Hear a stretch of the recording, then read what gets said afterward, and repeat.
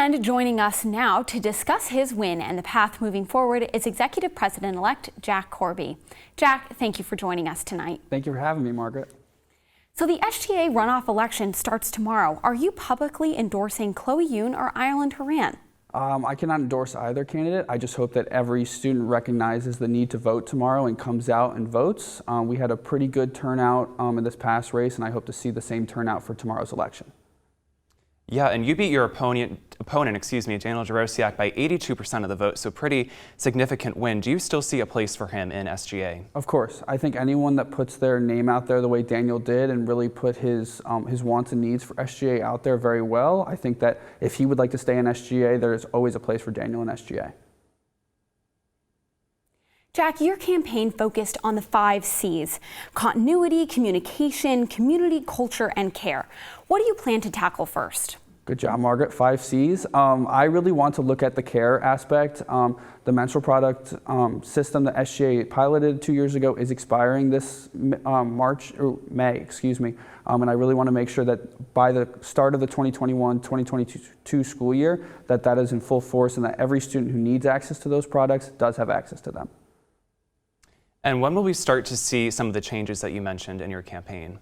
I hope to see some of the smaller changes, mainly internally within SGA right from the get-go. I've already been in contact with Caroline and Haley, who won their respective elections, about the little things that we would like to see on a day-to-day basis changing within SGA. The bigger picture stuff obviously will take a little bit longer, but I hope to make those changes within my term. And do you have plans, to seat that empty class of 2022 secretary seat? Yes, I actually have already had a couple people reach out to me in hopes of filling it. I've also been in contact with everyone who did run in the race, including Daniel, about filling that seat, and hopefully we can get that seat filled as soon as possible. Jack, you're talking about these big picture ideas that you want to implement. What are some of these bigger projects you have in mind? Totally.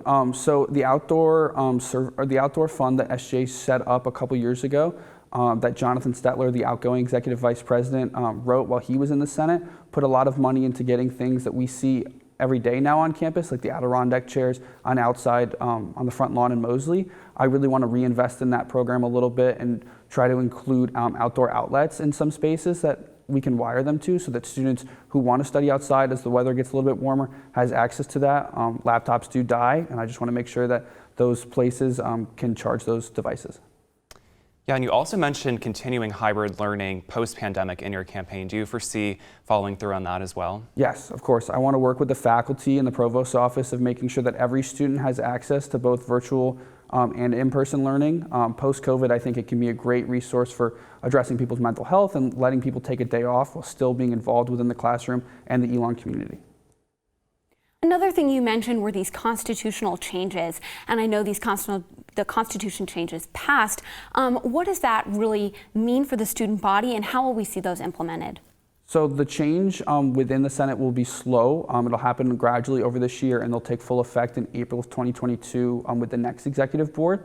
That's just how the Constitution changes will happen, go into effect in the way they were written. The things that students can expect to see right now are the creation of a cabinet, which will have 7 different director positions, working with different offices across campus to address initiatives and things like sustainability and diversity and inclusion that me and the rest of the execs really feel need to be addressed on Elon's campus as soon as possible. Great. Thank you so much for joining us tonight, Jack. Thank you for having me, guys.